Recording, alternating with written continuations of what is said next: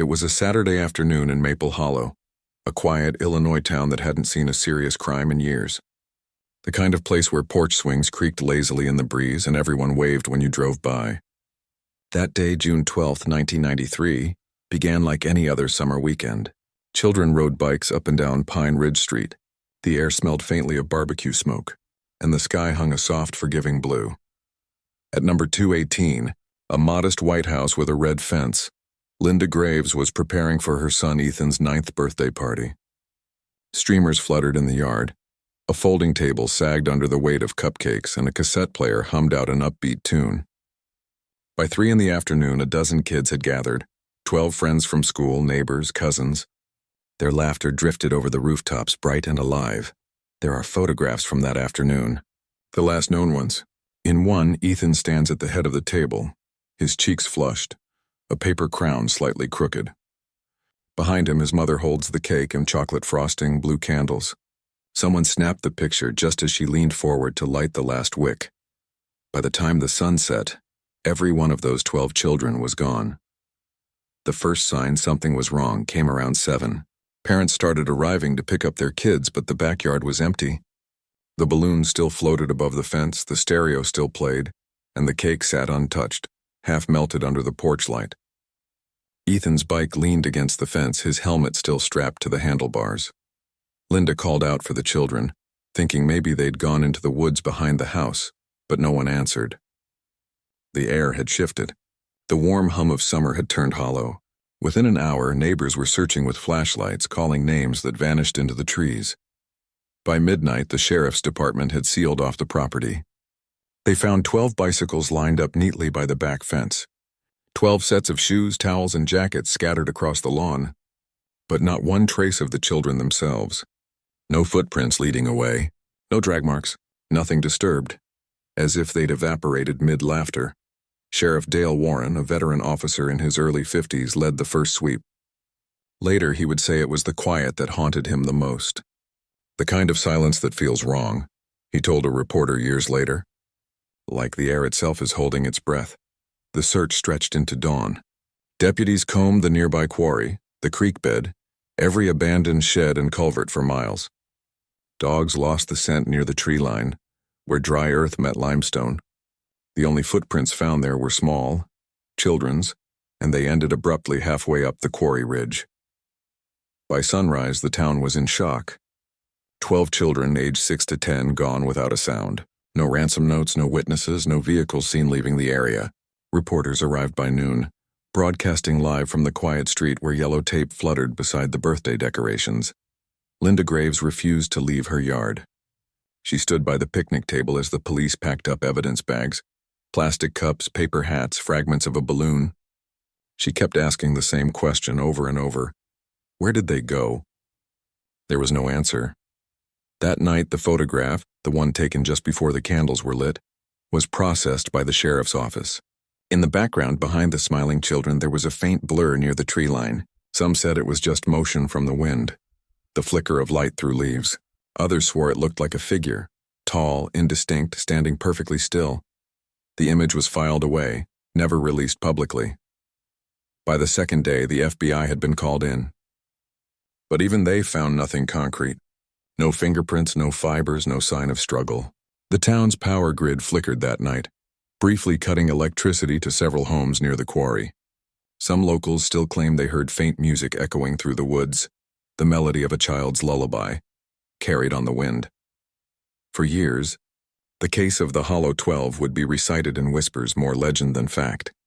But on that first night, standing beneath the harsh beam of police floodlights, Sheriff Warren said something no one ever forgot. 12 kids don't just vanish. Someone made them vanish. And with that, Maple Hollow began its long descent into silence. The search would stretch for weeks, but the answers would not come.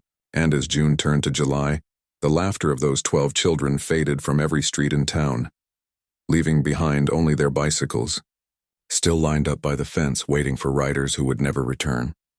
The next morning, the real investigation began. The morning after the party felt heavy, as if Maple Hollow itself refused to wake. The sunlight fell pale across the quiet streets, catching on yellow police tape that fluttered in the still air. The small town, so used to the sounds of sprinklers and bicycles, was now filled only with the low hum of engines, radios, and the sharp click of camera shutters. Sheriff Dale Warren stood near the Graves' backyard fence, his hands folded behind his back, his eyes on the 12 bicycles still lined in a neat row. None had been moved. None claimed. Each one felt like a silent witness frozen at the edge of something no one could yet explain. "Expand the perimeter," he told his deputies. "Every yard, every shed, every patch of ground within 5 miles. By mid-morning, volunteers began to arrive. Teachers, store owners, entire families clutching flashlights and bottled water. Someone brought sandwiches, another brought their hound dogs. The town hadn't gathered like this in years. But there was no joy in the air, only the desperate energy of people refusing to believe what had happened. The first search team moved toward Maple Quarry, half a mile north of the Graves' home. The place had been closed for years, fenced off, forgotten. What remained were rusting cranes, shallow pits filled with rainwater, and the deep echo of a place once alive with work. Now it just swallowed sound. Warren led the team personally. He was a man of few words, known for his calm presence. But those who knew him said his silence that day wasn't calm, it was fear. They found small footprints in the dust near the quarry ridge, just as they had during the night search. The prints went halfway up the slope and stopped. No slide marks, no sign of turning back. It was as though the children had stepped into thin air. The sheriff crouched and brushed his hand along the stone. The surface felt cold, unnaturally smooth. He tapped it once with his flashlight, and the sound echoed deeper than expected. Hollow. "Mark this area," he said quietly. "We'll come back." Back at the Graves residence, the FBI had begun interviewing parents and neighbors. Agent Michael Cross, sent from the regional office, noted the strange consistency of every account. The children had been laughing, eating cake, playing tag, then simply gone. Not one scream, not one call for help. Linda Graves sat on her porch, wrapped in a blanket despite the heat. Her voice had gone faint, like a radio signal losing strength. "They were just here," she said to Agent Cross, her hands trembling around a cup of untouched tea. "I went inside to get more plates. I was gone maybe 2 minutes. When I came back, the yard was empty." Cross asked if anyone had been near the fence, anyone unfamiliar. Linda hesitated. "There was a man, I think, by the trees. I saw him just once, maybe he was watching the kids. But when I looked again, he was gone. Across town, the phone lines were swamped. News stations wanted interviews. Reporters swarmed the main street. Some residents claimed to have seen lights in the woods that night. Others whispered about the old quarry tunnels, about secret caves that connected beneath the town. Every rumor turned into a headline. By dusk, the search expanded to the woods, the creeks, and the drainage system beneath the quarry road. The local fire department brought in thermal scanners. Helicopters swept the area with infrared. Nothing. No heat signatures. No signs of life. At 9 that night, the governor declared Maple Hollow a state emergency zone. The once sleepy town now looked like a military camp. Spotlights sweeping fields, radios hissing, maps spread across squad car hoods. Still, nothing new surfaced. Near midnight, Warren sat alone in his car, staring at the birthday photo on the seat beside him. He studied the blur behind the children, the shape in the trees. The longer he looked, the less it seemed like a trick of light. There was form there, posture, a curve of shadow that suggested a figure watching. He rubbed his temples, exhausted. His deputy knocked on the window. "Sheriff, we found something at the quarry," the deputy said, out of breath. "You'll want to see this." They drove back under a sky heavy with stars. The air smelled faintly of rain. When they reached the ridge, a searchlight illuminated a section of rock that had collapsed hours earlier. Behind it, they discovered a narrow opening, part of an old maintenance shaft.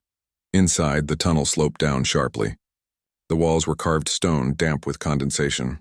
On the floor lay something small and bright, a torn fragment of paper from a birthday hat, the kind sold in packs of 12.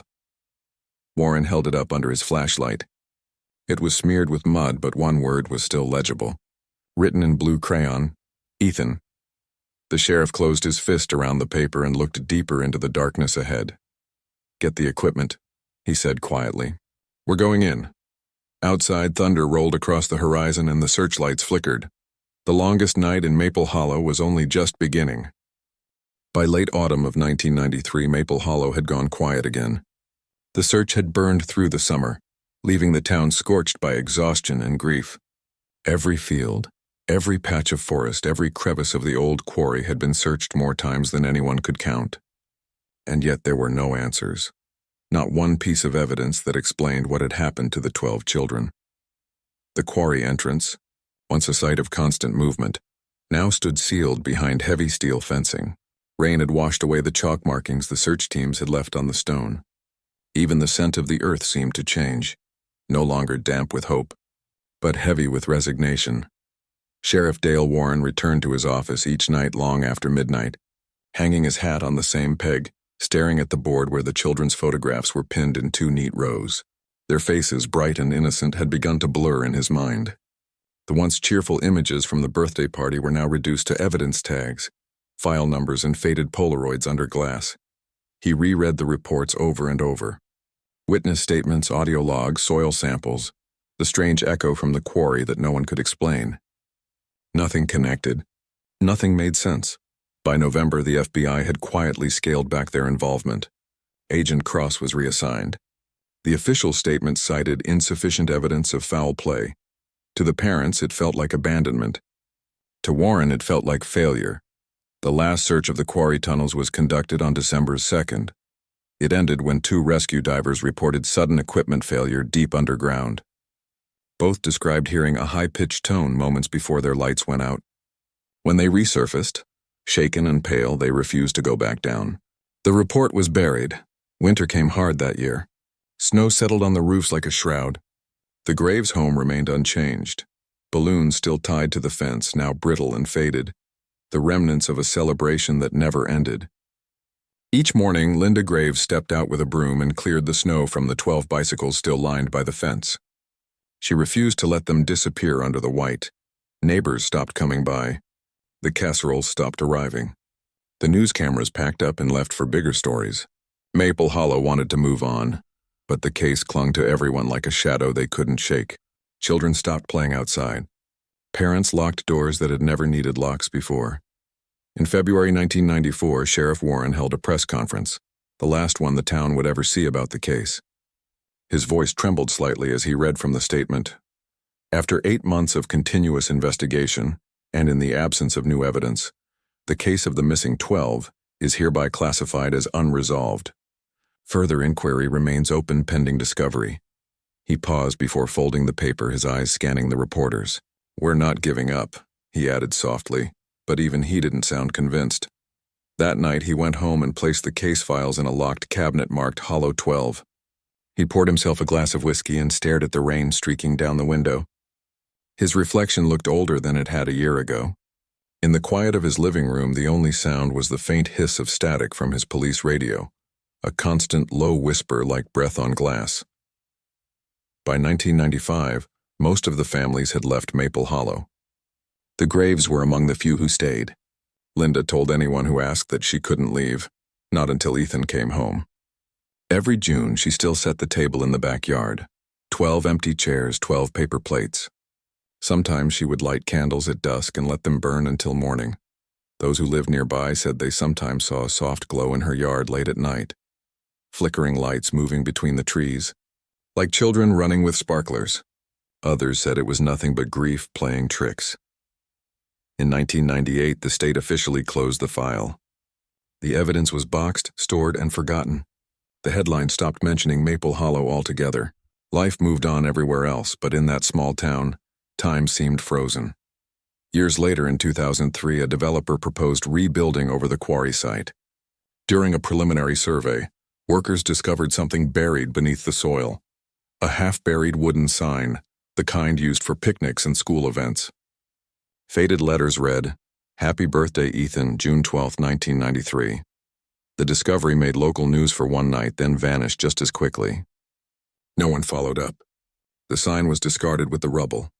By then, Sheriff Warren had retired to a cabin near Lake Shelby. He seldom spoke of the case, though on rare occasions, those close to him said he would still wake in the night, convinced he heard children laughing somewhere far off. Laughter carried on the wind, thin and distant. Maple Hollow grew smaller with each passing year. Stores closed, families moved away, and the name Hollow 12 became a legend whispered by newcomers who didn't truly believe it had happened. But far away, in a locked federal storage facility in Chicago, one box still bore the original evidence tag, Case 93-12, and inside that box, wrapped in a plastic sleeve, was the fragment of a paper hat found in the quarry, the one smeared with mud and Ethan's name written in blue crayon. 30 years later, that same box would be reopened, and what investigators would find inside would unravel everything Maple Hollow thought it had buried. Time has a way of burying what people can't face. In Maple Hollow, it didn't just bury memories, and it devoured them.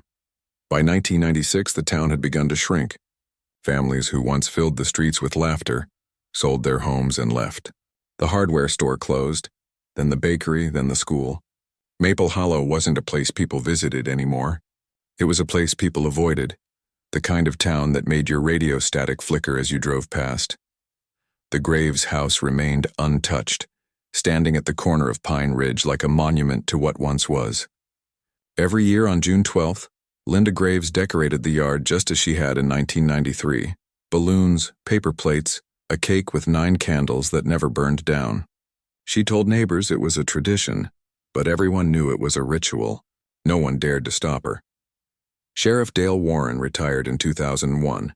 He left behind a department half its original size, its desks stacked with cold files and forgotten warrants. The Hollow 12 case was now just a number in the archives, 93-12, sealed under the label, No Active Leads. He moved to a small lakeside cabin 2 towns away, but Maple Hollow never left him. Some nights he'd find himself awake at 3 a.m., standing by the water hearing faint echoes that sounded too much like laughter. He died in 2015, alone. His will contained only one note addressed to the county office. If they ever reopen the case, start with the quarry. Not the woods. The quarry. But by then, there was no one left to care. For decades, the town seemed frozen in amber. The streets cracked, the signs faded, and ivy climbed the walls of abandoned houses. The old quarry, sealed and fenced off, became a relic from a darker time. Teenagers dared each other to sneak in at night. They told ghost stories, that if you stood near the ridge long enough, you could still hear children singing from below. In 2008, a group of college students from Chicago drove down to film a short documentary about the disappearance. They spent one night in Maple Hollow. The footage they uploaded to the internet showed only empty roads, a flickering streetlight, and static interference that grew stronger near the quarry. The final frame before the video cut to black was of a single deflated balloon tangled in the fence, twisting slowly in the wind. The clip went viral for a week, then vanished from every platform without explanation. Locals took it as a sign. The past didn't want to be disturbed. Linda Graves lived on in the same house, though age had hollowed her. She rarely left anymore. In her front window, the missing posters for Ethan and his friends still hung, the colors washed to gray. A faint ring of candle wax circled each one. On quiet nights, passers-by claimed they could hear her talking softly, as if to children unseen, her voice breaking between lullabies. Every June 12th, she called the sheriff's office to ask if there was any news. Every year the answer was the same, no new evidence. The case remains inactive. But something changed in the early months of 2023. The Maple Quarry site was scheduled for demolition. The land had been purchased by a private construction firm planning to build a distribution center. Bulldozers moved in, tearing through what remained of the old maintenance offices and storage sheds. It was there, behind a rusted filing cabinet in the lower floor of the quarry's administrative building, that a worker found an old cardboard box. Inside was a cassette recorder, corroded but intact, wrapped in plastic with a tag that read, June 12, 1993, Party. At first, no one thought much of it. It was sent to the county archive with other debris, logged as miscellaneous property. But a young intern noticed the date on the label and cross-referenced it against local missing persons. The match hit instantly. When the county contacted the FBI field office in Chicago, the old case file 93-MH12 resurfaced for the first time in 3 decades. The evidence box that had gathered dust since 1998 was reopened. Inside, next to the torn party hat, they found a single photograph, the birthday picture of Ethan and the other 11 children. Something about the photo was different this time. The image had degraded with age, but under the right light, faint distortions appeared around the edges, shapes, outlines, almost like static imprints burned into the film. A decision was made to transfer the cassette and all related evidence to the FBI's Digital Forensics Division. 31 years after the laughter stopped, the silence was about to break, and it would begin with the sound of children's voices hidden beneath the hiss of static. The cassette arrived at the FBI Chicago field office in a padded envelope stamped, "Evidence Transfer, Maple County Archives." It had spent 31 years in a forgotten box. Its label faded to a thin gray smudge. June 12th, 1993, party. No one at the intake desk understood its significance until the accompanying file landed on Agent Rachel Monroe's desk. Monroe wasn't supposed to be assigned to cold cases. Her work focused on digital evidence recovery, decoding encrypted drives, restoring damaged tapes from federal raids. But something about the label caught her eye. She had grown up only 2 towns away from Maple Hollow. As a child, she remembered seeing the faces of those 12 missing children on television. The Hollow 12, a story whispered through generations like a curse. The evidence technician placed the recorder on her desk, a battered, dust-caked portable model from the early 90s. The play button was jammed, and the spools of tape had fused slightly with time. She logged it, then sent it to the Bureau's Media Restoration Lab. 2 weeks later, the file returned marked "Partial Recovery Successful." The first playback began in a soundproof analysis room. The lab lights dimmed automatically, casting the space in pale blue. Monroe pressed play, a faint click. Then a hiss of static, thick and heavy like air trapped inside the tape. After several seconds, sound emerged, and with the unmistakable voices of children, laughter, shrieks of joy, someone shouting, "Ethan, blow the candles!" A woman's voice, and Linda Graves, unmistakable, calling the kids for cake. The agents exchanged glances. It was eerie, almost too ordinary. Then, at the 5-minute mark, the tone changed. The laughter stopped abruptly. A faint electrical hum filled the room. The sound was uneven, rising and falling like a broken signal. Behind it, buried deep in the static, came something else. A low whisper. Monroe increased the gain. The whisper grew clearer, a man's voice speaking softly, almost chanting. The words were hard to make out, but a few cut through the distortion. "We only needed 12. Then the tape clicked, skipped, and fell silent. For a long moment, no one in the lab moved. Monroe replayed it twice, 3 times. Each time, the same chilling phrase appeared just before the silence. No background noise, no ambient reverb, as if the voice had been recorded separately and later inserted. When the analysis concluded, Monroe requested full spectrogram imaging. The results came back within the hour. Underneath the laughter and hum, a hidden frequency appeared, a faint pulse repeating every few seconds. When amplified, it revealed what looked like a rhythmic pattern, almost like Morse code. She sent the waveform to the Bureau's cryptography unit. The reply came the next day. Non-random pattern. Possibly a coded transmission or synthetic frequency test. That note changed everything. The Maple Hollow case, dormant for 3 decades, was officially reopened. Monroe was placed in charge of the reinvestigation, codenamed Operation Hollowfield. She began by reviewing the original evidence box. The first item she examined was the torn birthday hat found in the quarry, Ethan's name still visible in faded blue crayon. She turned it over in her hands, feeling the soft crumble of age. A party hat, a cassette, 12 vanished children. Nothing connected yet. Her next visit was to the Maple County Evidence Vault, where the original case photos were stored. Among them, she found the birthday photograph again. This time she looked closer at the background. Near the edge of the frame, behind the smiling children, a faint shape could be seen. Not quite human, not quite shadow. When scanned under infrared, the figure appeared outlined in light distortion, like a static burn frozen into the film. She ordered digital restoration on both the image and the audio. 3 days later, while reviewing the enhanced tape, she noticed something new. The laughter returned briefly before the whisper, but this time another sound followed. A faint metallic click. Then a voice, distant but unmistakable. "Field recording. Test group active." The playback cut off immediately after. Monroe leaned back in her chair. Her pen rolled from her fingers. The phrase wasn't casual, it was procedural. Field recording. Someone had been documenting something. An experiment.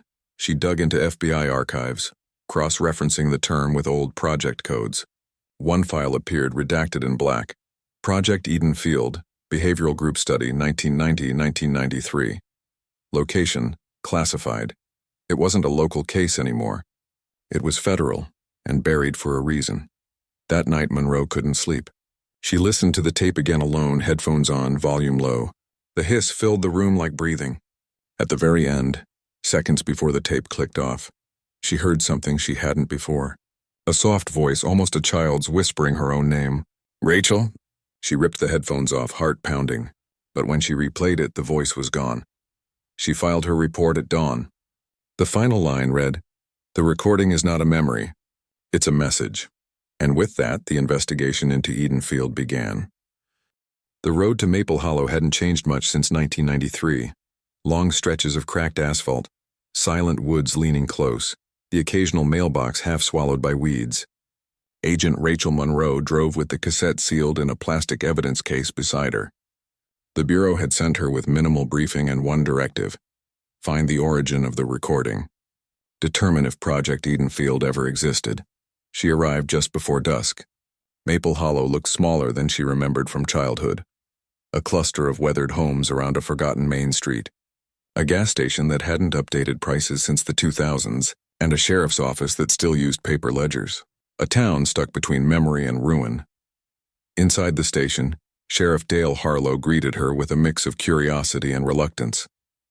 He was the son of the original sheriff who'd handled the 1993 disappearances. The resemblance was eerie. Same tired eyes, same measured drawl. "Never thought the Bureau would care about 12 kids from a forgotten town," he said, shaking her hand. "We didn't," Rachel replied. "Until now." She placed the cassette on his desk. His gaze lingered on it like it might still hold ghosts. Harlow leaned back, sighing. "My dad used to play that tape. Drove him half crazy.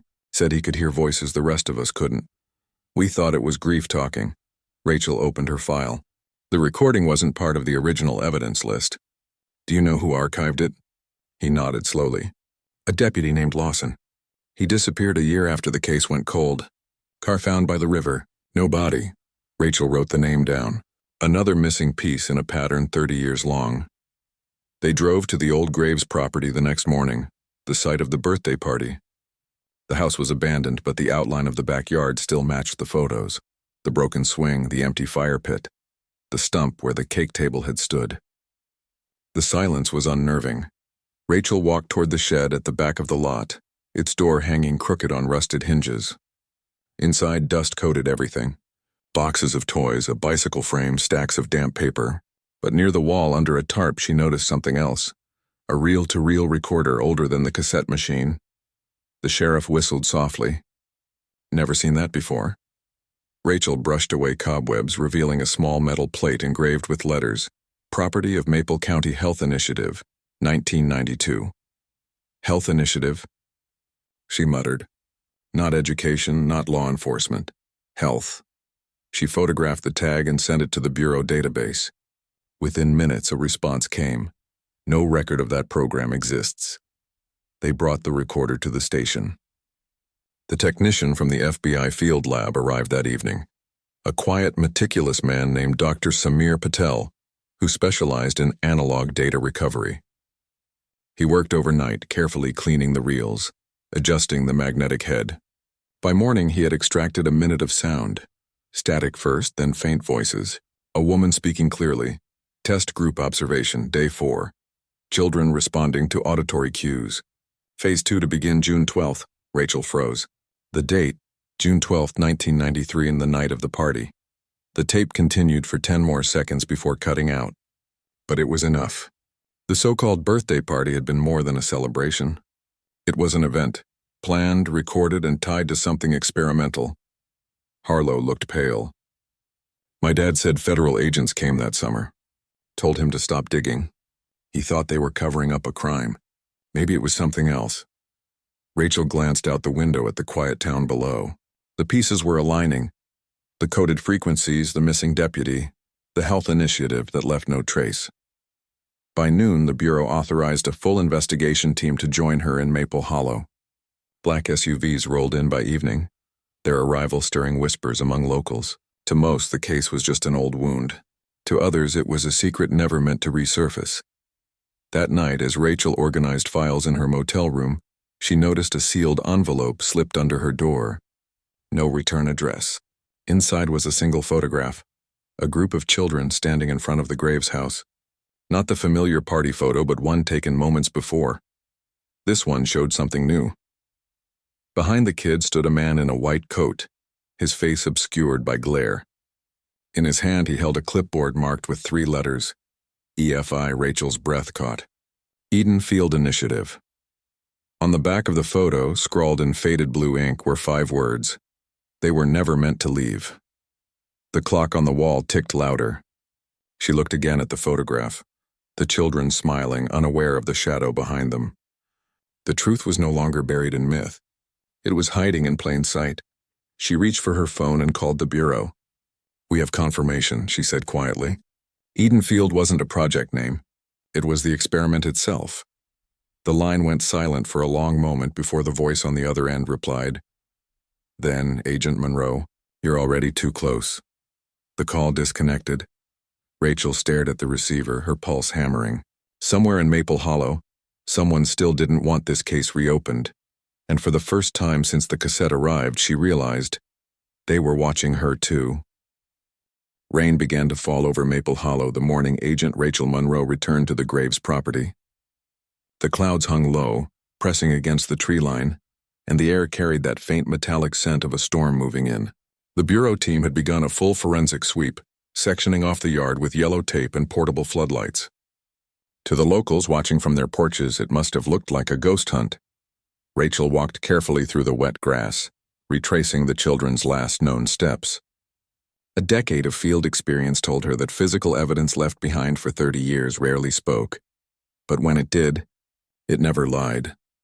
The evidence techs were combing the area behind the shed, where the reel-to-reel recorder had been found days earlier. Mud had shifted from overnight rain, exposing roots, old debris, and what looked like the edge of something metallic. "Agent Monroe," a voice called. "You'll want to see this." Rachel knelt beside the technician, who was brushing away the dirt with gloved hands. At first, it looked like a rusted bottle cap. Then the shape clarified. A small circular charm attached to a thin, broken chain, a child's bracelet. The technician placed it in a clear evidence bag. The charm bore an engraved letter. Rachel felt her pulse quicken. "Ethan Graves," she murmured. "The birthday boy." Back at the field lab, the bracelet was cleaned and photographed. Despite decades underground, the engraving was surprisingly intact. But there was something else. The underside of the charm was etched with microscopic marks almost invisible to the naked eye. Under ultraviolet light, the pattern glowed faintly, a series of repeating numbers. 47, 89.12, 06 coordinates.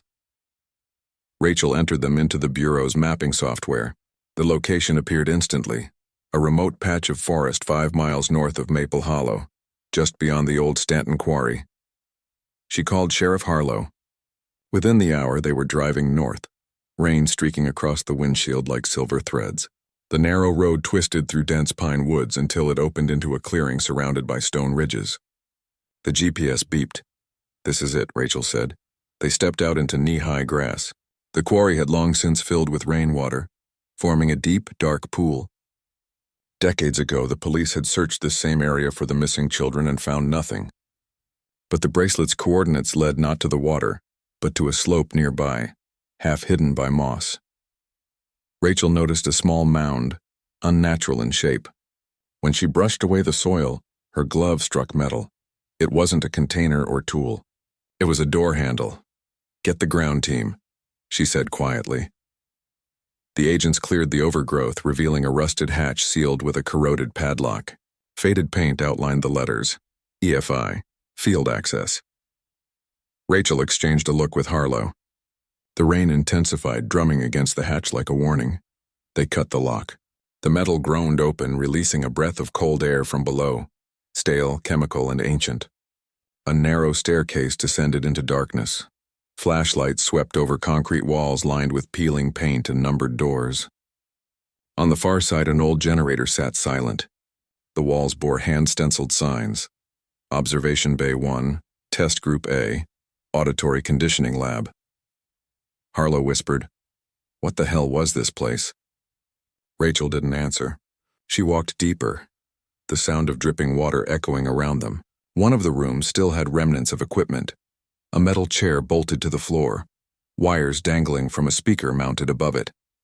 On the wall, a faded poster with cartoon animals carried the words, "Learning can be fun." It felt wrong, like a classroom built for an experiment. On a nearby table lay a set of small personal items sealed in labeled bags. A shoe, a toy truck, and another bracelet identical to the one from the yard. This one engraved with S. Rachel's stomach turned. "Sophie Lennox," she said softly, recalling another missing child's name. She photographed every inch of the room before returning to the entrance. The air felt heavier now. Every sound, the creak of the steps, the hiss of the rain, seemed amplified. Back outside under the gray sky, she looked again at the bracelet. The charm was cold, but it seemed to hum faintly in her hand, almost like it remembered something. "This changes everything," Harlow said. Rachel nodded. "No," she said quietly. "It confirms everything." She knew now that the Eden Field Initiative wasn't just an experiment. It was a controlled site, and the children had been its subjects. That night she sent her full field report to Washington. Hours later, a classified message arrived in response. It contained a single line, unsigned: "Do not proceed to Site 12 without clearance."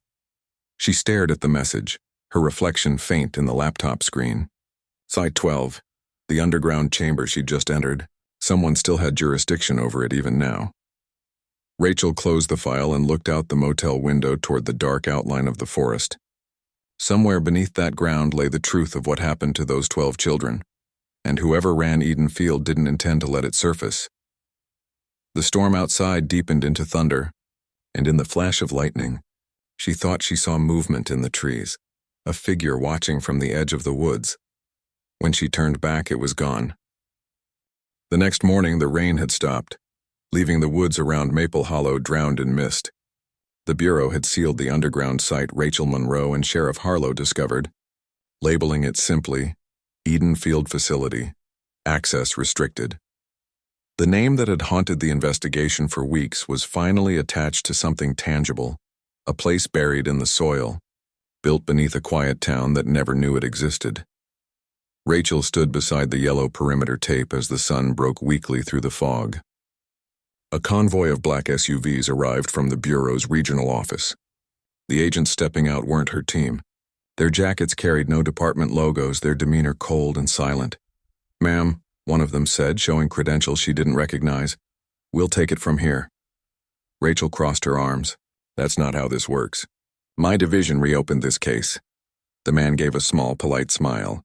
"You've done well, Agent Monroe. But Eden Field falls under legacy operations. You're being reassigned effective immediately." She felt her chest tighten. Legacy operations was the Bureau's polite term for programs older than most living agents, files so deeply classified that even their existence was a rumor. When the agents turned toward the hatch, Rachel stepped in front of them. "You can't just bury this again." The lead agent's expression didn't change. "That's exactly what we're doing." That evening, they sealed the site with steel plates and concrete. Trucks rolled in under cover of night, removing evidence boxes, servers, and crates of unknown contents. Within 24 hours, it was as if the underground facility had never been found. But Rachel wasn't ready to let go. She stayed behind in Maple Hollow, working quietly from her motel room. The bracelets, the cassette, the reel-to-reel recorder, all of it pointed toward one timeline: June 12, 1993. But if Eden Field was a government facility, then someone authorized it, funded it, and erased it. Her only lead was a fragment of the recording Dr. Patel had recovered days earlier. The voice that said, "Field recording, test group active." Rachel isolated the audio again, this time running it through advanced pattern recognition software. The algorithm compared it to historical voice databases. At 2:17 a.m., it returned a match. Dr. Walter H. Cray, former neuroscientist, National Behavioral Research Division, declared missing in 1994. Rachel froze. The name appeared again and again in the old Edenfield documents she'd found half redacted. Cray had been listed as project director, his field of study, neurological response to auditory conditioning. She dug deeper, tracing his last known address, a research cabin on the outskirts of Stanton Woods, abandoned after his disappearance by sunrise. She was already on the road. The cabin stood half-collapsed, eaten by vines, its roof sagging under decades of weather. Inside it smelled of mildew and burnt paper. But on a rusted desk she found something remarkable. Rows of labeled tapes identical to the one recovered earlier, each marked with a child's name: Ethan, Sophie, Caleb, Mia. Rachel's hands trembled as she picked one up. It was dated June 11, 1993, one day before the disappearance. She inserted the tape into her portable player and pressed play. A child's voice filled the air. Calm, detached, like someone reading from a script. "My name is Ethan. I am not supposed to wake up during the sound." Then a faint hum followed by the same low-frequency tone heard in the first cassette. The recording ended abruptly. Rachel felt her stomach twist. Whatever Edenfield had done, it wasn't just observation. It was conditioning. The children weren't random victims, they were participants. A floorboard creaked behind her. She turned sharply, flashlight beam cutting through the dark. "Agent Monroe," a voice said softly. It was Dr. Patel. He looked pale, exhausted, as if he hadn't slept. "You shouldn't be here," he said. "They're tracking the tapes. Every one of them has a frequency beacon. When you play them, they know." Rachel stared at him. "Who's they?" He hesitated. Edenfield wasn't shut down in '93, it was relocated. The children weren't taken. They were transferred. The weight of his words sank like ice. "Transferred where?" He shook his head. "I don't know. But I found something in the metadata of the recording, a signature embedded under the waveform. It's not random. It's an address. Digital coordinates." He handed her a folded piece of paper. Written in pen were 3 numbers and 2 letters. EF02, Southridge Facility. Rachel's breath caught. Another site. Another Edenfield. Before she could ask more, headlights appeared through the trees. Black SUVs again, engines humming low. Patel's eyes widened. "They're already here." Rachel grabbed the tapes and ran through the back of the cabin as voices shouted orders outside. She didn't stop until she reached her car, mud splattering her coat. As she sped away down the forest road, her phone vibrated with a blocked call. She hesitated, then answered. A familiar, distorted voice came through the static. "You were told to stop, Agent Monroe. Site 12 was just the beginning." The line went dead. Rachel stared into the dark highway ahead, her reflection flickering in the windshield.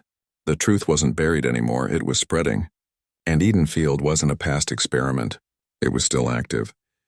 By the time Agent Rachel Monroe reached the safe house in northern Illinois, her nerves had sharpened into something like instinct. The drive from Maple Hollow had been relentless, headlights trailing her for miles, unmarked sedans that disappeared when she slowed, static on every radio frequency. She didn't sleep, couldn't, not after Patel's words kept echoing in her head. They were transferred. The Bureau had officially suspended her, citing unauthorized interference with classified operations. It didn't matter. Rachel wasn't chasing jurisdiction anymore. She was chasing truth. And that truth had just taken human form. Inside the safe house, dimly lit by a single desk lamp, sat a woman in her early 40s. She wore an oversized sweater, her eyes hollow but alert, fingers trembling around a mug of untouched tea. Her name was Sophie Lennox, one of the 12 children who vanished from the 1993 birthday party. Rachel froze.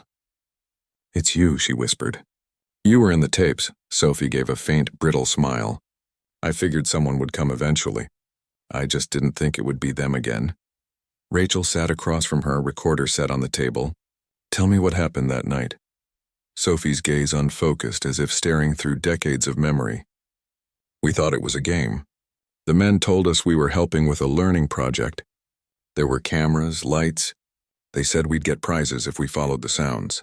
Rachel leaned in. The sounds? Sophie nodded slowly.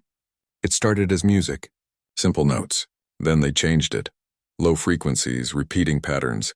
Sometimes we'd wake up in a different room, still hearing it in our heads. The walls would vibrate and our thoughts would stop, like we weren't inside ourselves anymore.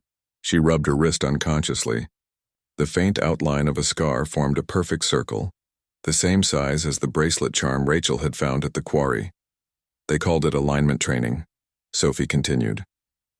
They said we were special, that our minds reacted differently. But one night something went wrong. The power cut out. I heard screaming, then silence. When I woke up, I was in the woods near the quarry. Everyone else was gone. Rachel's throat tightened. Did you ever see who was running it? Sophie's expression darkened. A man with white hair, always smiling. He'd say, "You're helping shape the future." Later, I saw his face again on a news clipping in 2001. Dr. Walter Cray. The name hit like a hammer. Rachel had seen it in the Eden Field documents. Cray, the neuroscientist who vanished in 1994. After I escaped, Sophie said, I tried to tell the police. But men from the government showed up first. They said my parents were dead. They gave me a new name, new records. Told me to forget it all, so I did. Until I saw the news last week and that the FBI reopened the Hollow 12 case. She looked up, eyes glistening. That's when they started watching me again. Rachel's stomach turned cold. They know you're alive? Sophie nodded. They never stopped knowing. A sudden crack outside made both women freeze. Rachel grabbed her gun and moved to the window. A car sat parked across the road, engine idling, headlights off. When she looked again, it was gone. Back at the table, Sophie whispered, You can't expose them through the Bureau. They are the Bureau. Rachel knew she was right. This went beyond jurisdiction. It was systemic, built into the machinery of classified research. The bracelets, the frequency codes, the underground chambers, all fragments of a program designed to manipulate, erase, and repurpose human memory. Sophie reached into her sweater pocket and slid something across the table. A small metal disc, smooth and cold. They put this in us, she said, under the skin. I cut mine out when I was 12. It still hums if you press it against an electrical surface. Rachel picked it up carefully, the faint vibration tingling against her palm. Embedded along its edge were the same letters she'd seen before, EFI. This isn't a tracker, Sophie murmured. It's a key, Rachel frowned. A key to what? Sophie stared into the dark window, her reflection trembling against the glass. To the ones who never came back. Rachel pocketed the disc, her mind racing. If Sophie was right, the other children might not be dead. They might still be somewhere. Before Rachel could ask another question, the safe house lights flickered. Then the power died completely. The two women sat in the dark, the silence thick as breath. From somewhere outside, a faint hum began to rise, and low, pulsing, familiar. The same tone from the tapes. Sophie's voice was barely a whisper. They found us. Rachel grabbed her flashlight, sweeping it toward the door just as a shadow passed across the window. Her pulse hammered. This wasn't an echo of the past anymore, and it was happening again. The safe house was already burning by the time the backup arrived. Rachel barely remembered how she and Sophie made it out. Smoke, shattered glass, the deafening pulse of that low-frequency hum echoing through her bones. By dawn, Sophie had vanished again. No forced entry, no struggle, just gone. But she'd left something behind. A torn page from a 1993 maintenance blueprint of Eden Field Laboratories. It showed a network of underground tunnels, miles long, running beneath the facility and stretching toward the old quarry. That's where Rachel went next. The entrance wasn't hard to find. It was forgotten, not hidden, a rusted service hatch buried under decades of dead leaves and rotted boards. The lock was new, though, industrial grade, unmarked, humming faintly with power. She pried it open, climbed down, and let the metal ladder swallow her into darkness. The air below was dense and wet, carrying the faint tang of old electricity. Her flashlight beam caught remnants of something almost too ordinary. Clipboards, cables, even a child's sneaker. Its soul melted by time. Every step echoed. Every sound seemed to breathe. Rachel switched on her body cam. The red light flickering against concrete walls etched with faint markings. spirals, sequences of numbers, letters repeating every few meters. EFI. She followed the corridor for what felt like an hour until it split into 3 paths.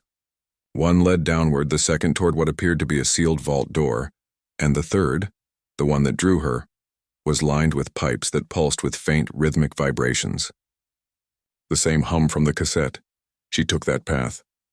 At the end was a steel chamber, large, circular, silent. Dust coated every surface except one, a control panel faintly lit by residual power. The screen, cracked but active, displayed a single prompt: enter access key. Rachel pulled Sophie's metal disc from her pocket. It fit perfectly into the port beside the console. The screen flickered, then stabilized into a scrolling feed of archived footage. Grainy black and white images filled the display. Children sitting in rows, wires attached to their temples, eyes closed as a low hum filled the background. Each frame was labeled by date, June 18, 1993. Rachel's breath caught when she saw them. 12 children, laughing, then silent, then unresponsive. At the edge of the frame stood a man in a white coat, smiling calmly, Dr. Walter Cray. He turned toward the camera and spoke something inaudible, but the subtitles auto-generated across the bottom. Phase 2 neural mapping complete. Transfer to lower sectors approved. Lower sectors. Rachel turned, sweeping her flashlight across the room. Behind a sheet of loose metal, she found a narrow access shaft leading deeper underground. The air that drifted out was colder, sterile, heavy with the scent of ozone and rust. She climbed down. The tunnel below wasn't like the others. The walls weren't concrete.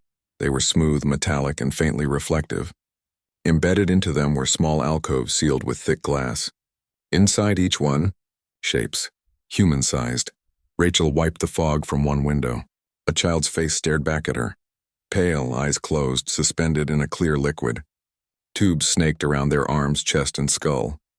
The tag beneath the glass read, Subject 07, L. Henderson, one of the missing children. Her hands shook. 11 chambers stretched down the hall, each with a different name, each still active. Slow pulses of light moving along the tubes. Sophie's name wasn't among them.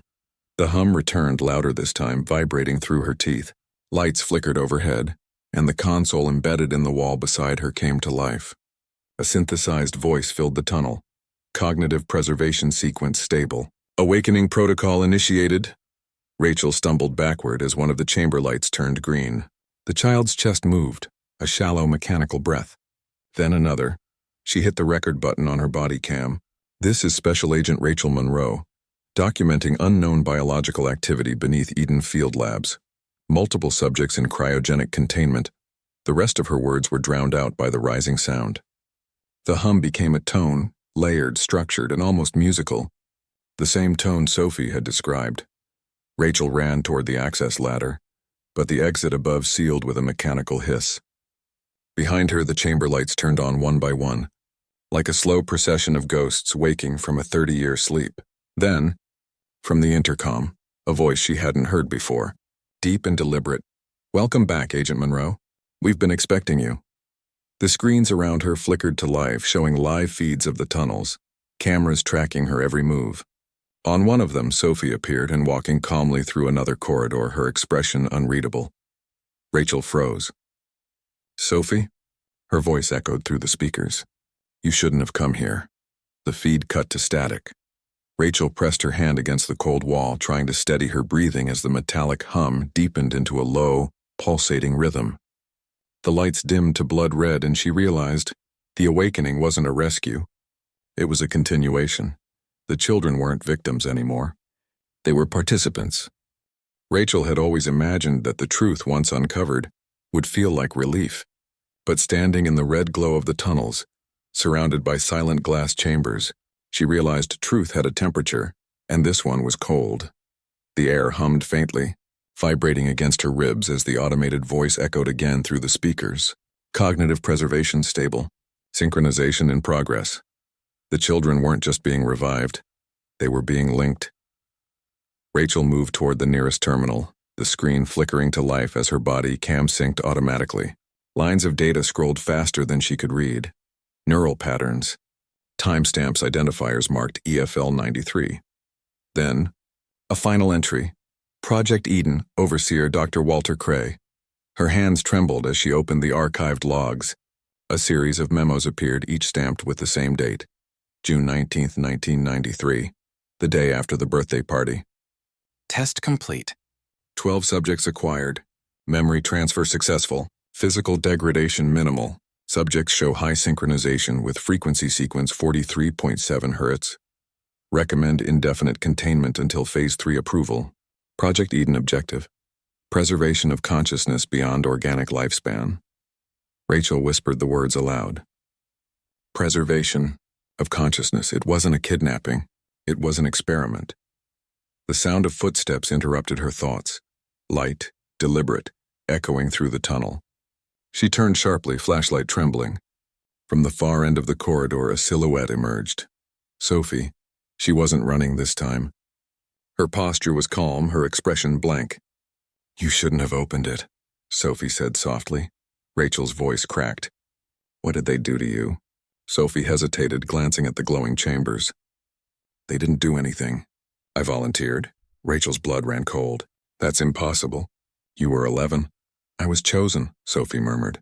"Dr. Cray said we could live forever, that we could be more than human.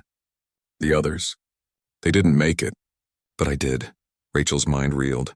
Sophie wasn't just a survivor, she was a prototype. The terminal behind them beeped as new text scrolled across the display. Neural synchronization 87%. Primary host identified in Sophia Reed. Rachel stepped back. "Host? What does that mean?" Sophie's eyes flickered, a faint shimmer of light reflecting across her pupils. "He used us to build a network, a shared mind. They wanted to connect consciousness to machine, preserve thought beyond death. I'm the bridge." The hum intensified. The walls began to pulse with a faint rhythm, like a heartbeat made of static. Rachel grabbed Sophie's shoulders. "Then help me stop it. If this continues, you'll lose yourself." Sophie's expression softened. For a moment, the child she once was flickered through.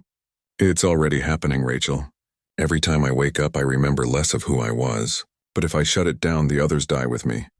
The ethical weight of her words crushed the air between them. Rachel stared at the glass chambers.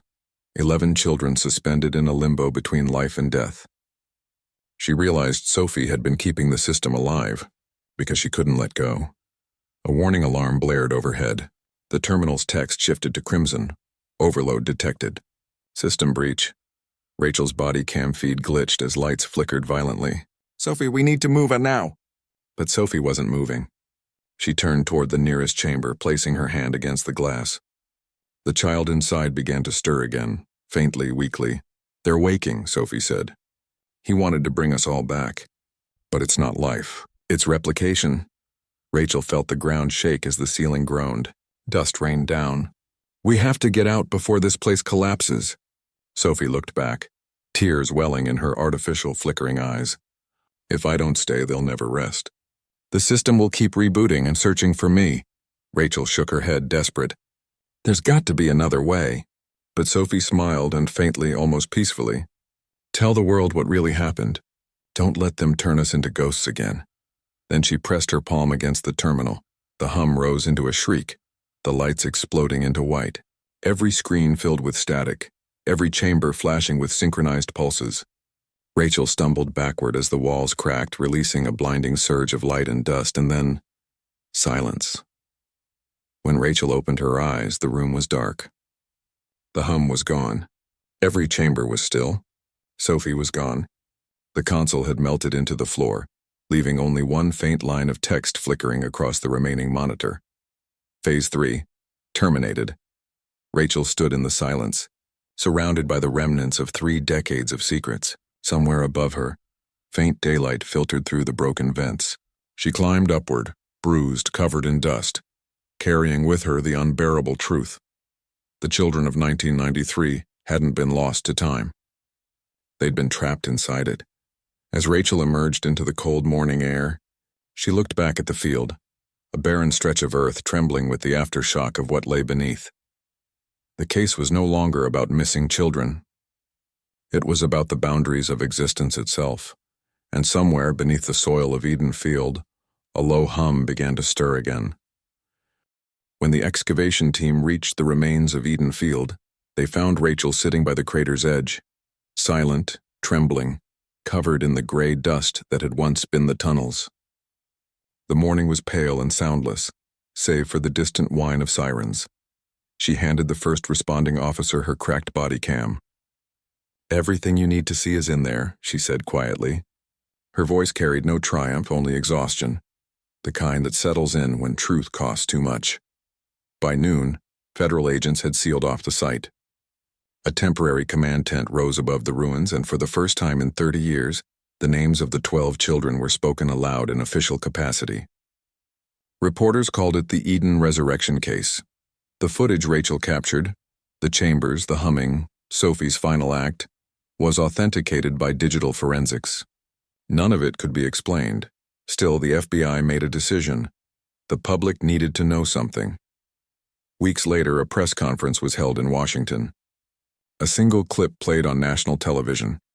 Rachel's trembling hand recording the moment Sophie touched the console, the light flooding the tunnels. The video ended there abruptly. The rest was sealed. But something else began to surface. Fragments. Across the country, people started receiving strange transmissions over old radios and TV static. Faint children's voices whispering coordinates, numbers, sometimes laughter. At first, everyone thought it was a hoax, until the coordinates matched exactly the locations where the missing children once lived. Rachel sat in her apartment, the body cam footage looping endlessly on her laptop. Frame by frame, she noticed things she hadn't before. The light in Sophie's eyes forming a distinct pattern before the explosion, a pulse of binary repeating every 4 seconds. When decoded, it formed a single word. Listen. She didn't sleep that night. By morning, she drove to the Bureau's archive division and demanded access to the encrypted materials from Project Eden. After hours of red tape and silence, a director finally spoke to her. "The official stance," he said, "is that the incident was environmental. A gas ignition, no survivors, no proof of anything beyond human error." Rachel laughed bitterly. "You're burying it again." Just like in '93, he looked at her for a long moment. Maybe some things are safer buried, but Rachel wasn't done. She knew Sophie's signal wasn't random, it was deliberate. The same 43.7 Hz tone the cassette carried was now embedded in the world's static, bleeding through frequencies no one could control. That night, she set up her old recording equipment and tuned every channel until she found it. The hum. The faintest trace of that tone weaving through the noise like breath. Then slowly voices emerged. "Rachel, help us. Don't let them fade." Tears welled in her eyes. It was them, the 12. Not alive, not gone, but somewhere in between, echoing through the electromagnetic noise of the world. She hit record. "This is Agent Rachel Monroe," she whispered into the mic. "It's November 2024. I don't know where they are. Maybe nowhere, maybe everywhere. But they're still here. They're trying to be heard." The hum rose, faint but steady, wrapping around her words like a heartbeat. In the following weeks, Rachel leaked the remaining tapes anonymously. They spread across forums, podcasts, underground channels, each clip carrying fragments of the children's voices and coordinates no one could trace. Governments denied involvement, tech companies blamed interference, and yet, the tone persisted. Radios across the Midwest still caught the frequency at night. One broadcast in particular went viral. An audio file simply titled Eden Field 43/8.wave. Listeners reported hearing faint laughter, then silence followed by a single sentence whispered in a child's voice. "We remember you." Rachel never appeared in public again. Some said she was relocated by the Bureau. Others believed she followed the signal to its end. What remained was her final message, posted from an untraceable account 3 months later. They were never supposed to die. They were meant to outlast time itself. Maybe that's what they did. The Eden Field crater was eventually filled, paved over, and turned into restricted federal land. But locals still swear that on quiet nights, when the wind passes through the old quarry, you can hear faint static. 12 voices carried on the air like memory itself refusing to rest. A journalist who revisited the site years later recorded the sound and described it best. "It's not screaming or crying. It's recognition, like the world remembering something it tried to forget. And in that final echo, that unending hum pulsing beneath the soil, the story of the 12 children didn't end. It continued, invisible but alive, looping through the frequencies of time. Because some silences never fade. They just change frequency.